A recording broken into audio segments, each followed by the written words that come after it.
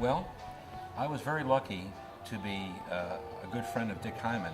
I always enjoyed his work, and I still do, and he's an amazing genius. He called me up one day and he said, you know, I have this part for a tuba and bass player. And I said, yeah, I'd love to do that. It was a film called Zelig. And we did the session, and he says, you know, Vince, you're really into this music. And I said, oh yeah, I mean, I've been listening to it since I'm 5 years old. So he used me on a lot of the dates. He conducted and orchestrated the music, and I was really so happy to be part of this movement to play this great jazz of that period, along with some wonderful musicians that Dick called for. Bob Wilbur then called me to do the Cotton Club movie for a small scene in there, backing up Richard Gere and Diane Lane. So I was kind of this young fella who liked the old music. I had no problem trying to adjust, or you didn't have to ask me to like this music. It was genuine. I really liked it. I didn't mind, you know, and a lot of people are into more modern things. You know, they want to do avant-garde or their own music, and that's well and good and fine, but this is my calling. This is where I'm at. So from there, we did a few other wacky productions, like we did a film with Madonna called Bloodhounds over Broadway, which, you know, how films have ratings. My rating is a 4-cup of coffee rating. You must drink the 4 cups of coffee to watch this movie, or else you'll fall asleep. That's how bad it is. But we got in there. Then we did Ghost World with Buscemi. And then we got called to do The Aviator with Scorsese. And that was really great. And I got to meet a lot of the stars from that, and they loved the music. So then the same team that worked on The Aviator, the music consultant, did Boardwalk Empire.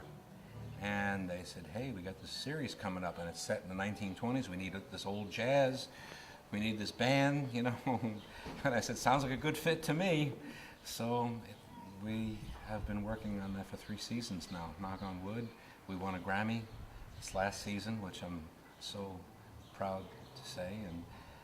And it's not only winning the Grammy is nice, but even more important, the success of the show and that award hopefully will get more young people to listen to this music. And that's one of my dreams, because the music can't stop.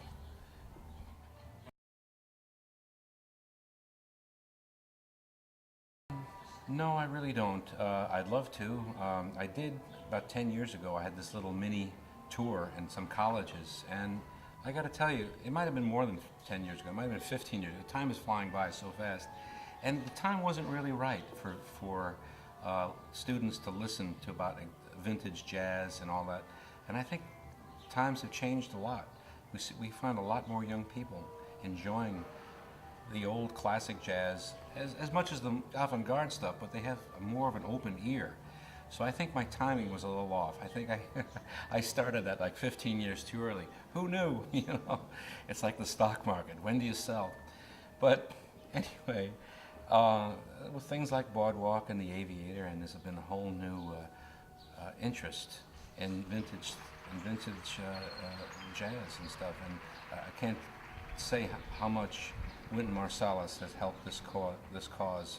I mean, with his Jazz at Lincoln Center and his wonderful work. I've done a few concerts with him at the Apollo, where he takes these young kids, I mean really young kids, kindergarten, first grade, and he gets them talking about Louis Armstrong and about the early jazz, and he teaches them. And I'd be doing a Rodney Dangerfield, you know, working with little kids. They'd be running around fidgeting and, you know, probably run out of the place. And I said, wow, Wynton, you're doing a really great thing. And of course, even with his Jazz at Lincoln Center, it's been amazing. Even the Ken Burns Jazz series has been great too. I mean, not to maybe talk about it, but you know, they say, well, they didn't do this, they didn't do that. They did a wonderful thing.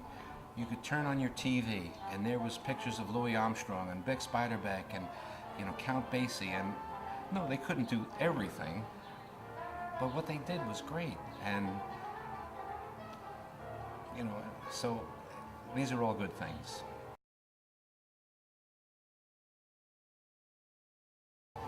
Well, coming up to Newport, you know, I mean, we were excited and we were thrilled. the fellows in the band, you know, they were nervous as kittens. I mean, they kept on like, oh, you know, what are we going to play? What are we going to do? Like, relax, guys. Everything's going to be great. It's the same music we always play. I was excited, but I was nervous too a little bit because the legacy of the great artists that have played here. So many great artists have played. It's an amazing festival. So we have to come up to those standards. Those are big shoes to fill. Then I thought, well, you know, the jazz here at Newport sometimes gets a little bit on the modern side, and you know, and we're definitely an old style jazz, you know, like, you think they might like us, you know, I don't know. So let's see, you know. And it was great. It was really great. The folks were wonderful.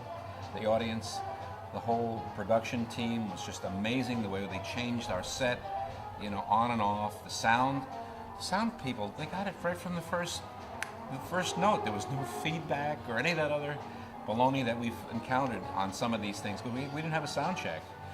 The performance was the sound check. So it was wonderful.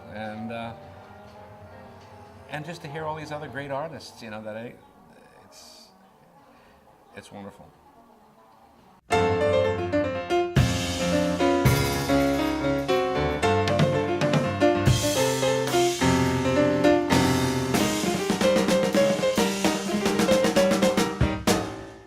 Hi, this is Vince Giordano from the Vince Giordano and the Nighthawks Orchestra. To check out more jazz videos, go to JazzTimes.com.